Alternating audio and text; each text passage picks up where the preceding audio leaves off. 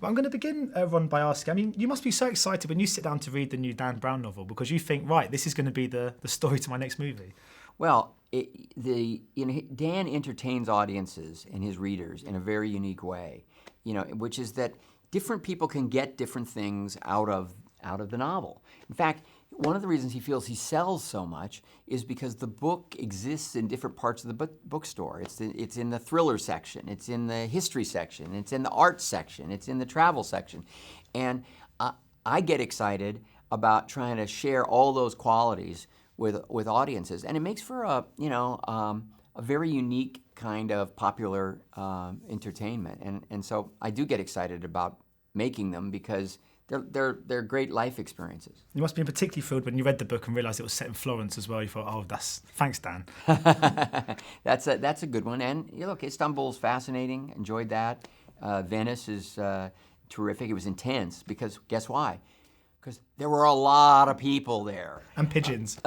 Plenty of pigeons. And what was the decision to skip The Last Symbol? Because that was the book kind of, The Lost Symbol, was the book in between?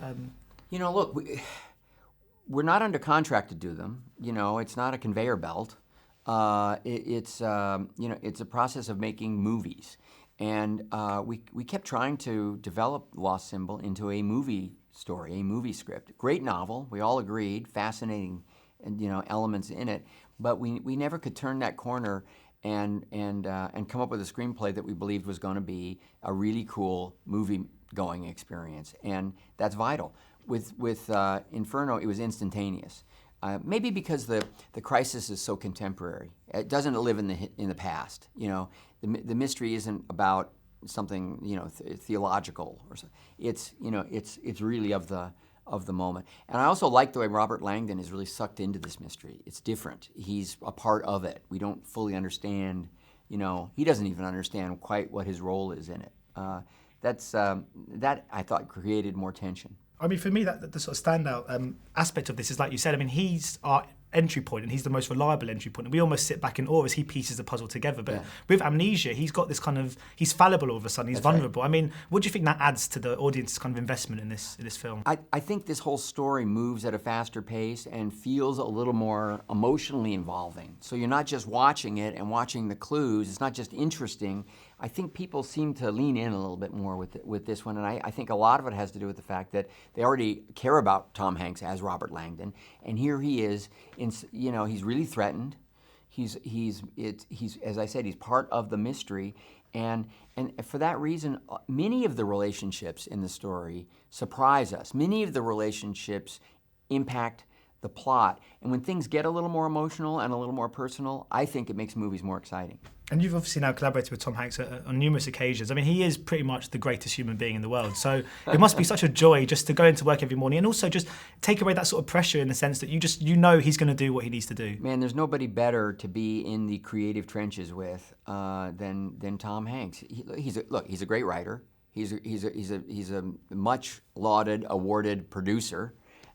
Director, as well as being one of the great stars of in cinematic history. So he's it's like a great athlete who comes on the field and makes everybody better. When you have Tom showing up on a day of shooting, it's going to make that day's work better. Do you reckon we'll be seeing any more of Robert Langdon with you kind of helming many projects from here on? As I said, we're not under contract to make them. It's a project by project decision by all parties. I know Dan is working on another one. It features Robert Langdon, and he's very excited about it. And he thinks it's a new set of themes and ideas that are provocative, but he won't really reveal what they are. Dan is a brilliant guy.